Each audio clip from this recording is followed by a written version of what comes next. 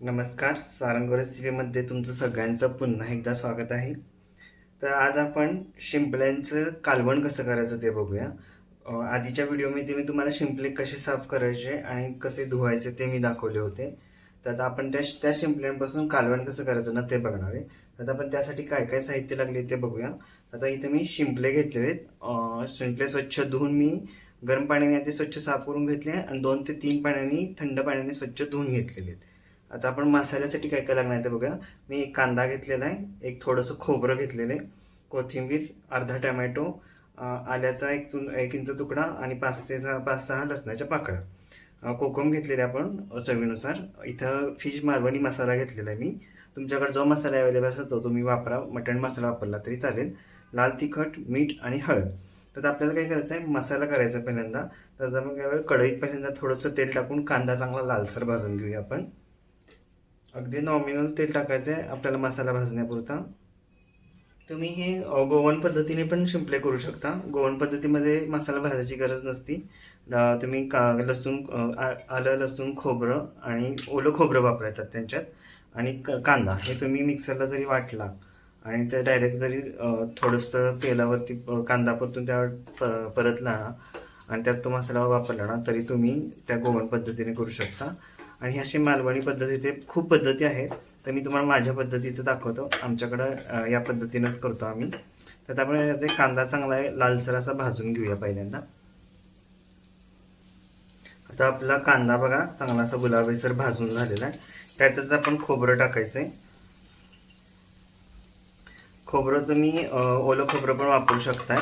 मी इथं सुकं खोबरं वापरलेलं आहे. आता आपण ह्यातच टोमॅटो, आलं आणि लसूण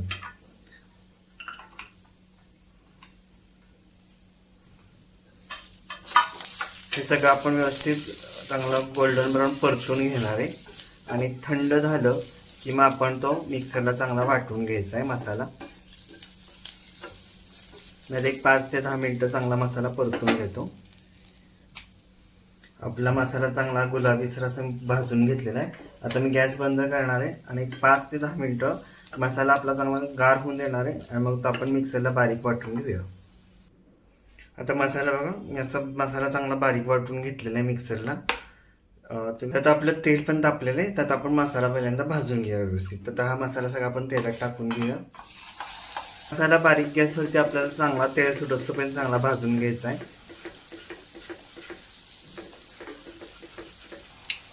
आपला मसाला आता भाजलेला आहे पण अर्धा थोडं थोडं तेल सुटायला लागलेलं आहे. त्यात आपण आता फिश मसाला घालूया. हा फिश मसाला मार्केटमध्ये मिळतो. तो मी आत्ता माझ्याकडे होता म्हणून तुम्ही वापरलेला आहे. तुमच्याकडे जो अवेलेबल असेल तुम्ही तो वापरायचं झालं. 1 चमचा मी फिश मसाला वापरणार आहे. ह्यात सगळे मसाले असतात म्हणून तर आपण ह्यात कुठल्याही प्रकारचा गरम मसाला आत्ता मसाला करताना वापरलेला नाही आहे. कारण ह्यात सगळे प्रकारचे मसाले असतात. तर आपण तिखट घालूया. 1 चमचा तिखट घेऊया. घरगुती तिखट आपलं नेहमी आपण जे घरात वापरतो ते. आता हे आपल्याला चांगलं तेल सुटस्तपर्यंत व्यवस्थित भाजून घ्यायचं आहे. आता हळद पण टाकून घेऊया आपण. पावडर मसाला सगळे आपण ह्या टाईमला घालून घ्यायचे म्हणजे काय होतात ते व्यवस्थित भाजले जातात. आता तुमचा मसाला कोरडा वाटला ना तर तुम्ही थोडंसं पाणी घाला म्हणजे काय होईल तुमचे मसाले जळणार नाही.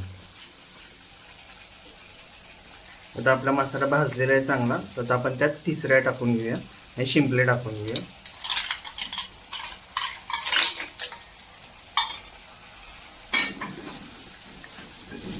आता ह्याच टायमिंगला आपण त्यात कोकम पण टाकून घेऊया. 2 ते 3 कोकम टाकायचे. 2 ते 3 आपण कोकम टाकलेले आणि आपण ह्यातला मीठ घालून एक 5 मिनिटं झाकून घेऊया. झाकून त्याला शिजून द्यायचं आहे. मग आपण त्यात गरम पाणी घालूया. त्यात आपण मीठ पण टाकून घेऊया चवीनुसार.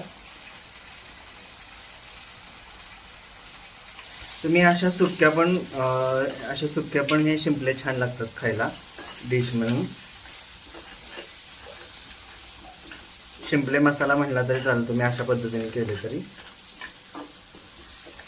आता मी एक 5 मिनिटं मी त्याला झाकण ठेवून बारीक गॅसवरती शिजून देणार आहे आणि मग त्यात गरम पाणी घालणार आहे. 5 मिनिटं शिजून देऊया.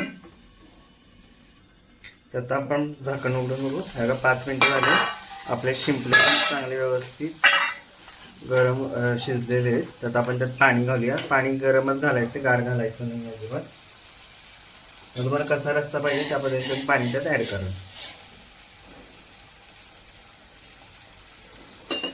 तर आपण त्यात पाणी घालून एक 5 मिनिटं आपण रस्सा चांगला उकळून घेऊया आणि मग आपण तो खाण्यासाठी सर्व करूया.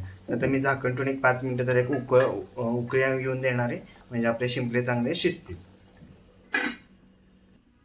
आपले आता 5 ते 10 मिनिटं झालेली आहेत. आपण रस्सा चांगला उकळत ठेवला होता. आता आपण चेक करूया. बघा, आता आपला रस्सा चांगला झालेला आहे व्यवस्थित. आपले शिंपले पण शिजलेले आहेत. बघा, आपल्याला लगेच कळतात शिंपले असे शिजलेली. तर आता आपण ते खाण्यासाठी सर्व करूया. शिंपल्याचं कालवण खाण्यासाठी तयार आहे. गरम गरम भातासोबत किंवा तांदळाच्या भाकरीबरोबर हे कालवण खायला खूप छान लागतं. तसेच ह्या तिसऱ्यांचं सुक्कं पण खायला छान लागतं. तर आपण पुढं भविष्यात त्याची पण रेसिपी बघूया. जर तुम्हाला माझी ही शिंपल्याच्या कालवणाची रेसिपी आवडली असेल तर माझ्या रेसिपीला लाईक करा, माझ्या चॅनल सबस्क्राईब करा. आपण परत पुन्हा अशाच वेगवेगळ्या रेसिपीवर भेटू. धन्यवाद.